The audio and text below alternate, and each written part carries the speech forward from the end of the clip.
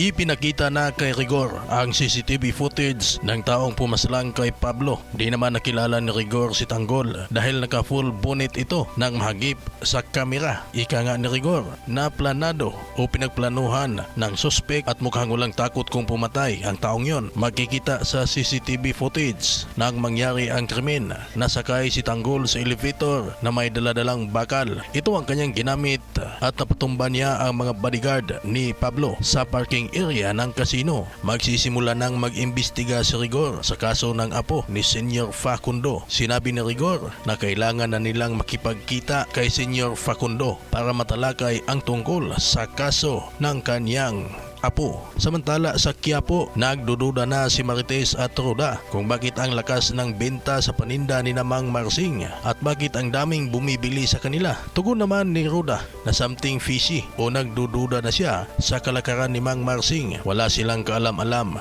na illegal na droga na pala ang binibenta ni Mang Marsing. Samantala, galit na galit si Olga kay David dahil palagi siyang naiipit kay Ramon at Don Julio dahil sa ilang araw na wala siya sa mansyon ng mga Montenegro at umatind sa promosyon ng kanyang tunay na ama na si Rigor de Magiba. Sinumbatan naman ni David si Olga na siya din ay may problema. Bakit hindi niya magawang iligpit si Tanggol at palakad-lakad lang sa Quiapo? At sinabi ni David na sila'y nagkita ni Tanggol.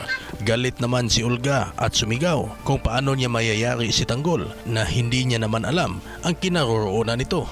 Sa ibang senaryo, nag-uusap naman ang mga Montenegro dahil sila ay tutungo sa lamay ni Pablo. Ayon pa ni David, siguradong nag-aalala daw si Catherine dahil sa pangyayari. Si Catherine ay kapatid ni Pablo. Dagdag pa ni David na kailangan niyang puntahan si Catherine. Sabi naman ni Don Julio na dahil sa pagkamatay ni Pablo, ang kaisa-isang apo na lalaki ng mga kabalyero ay wala ng tagapagmana si Senyor Facundo. Nakuha naman kaagad ni David ang ibig sabihin ni Don Julio at anya ni David na dapat daw ay may kasal sila ni Catherine para si David na ang tagapagmana ng ari-arian ng mga kabalyero. Samantala, nagkasubukan na si Madonna at Tanggol.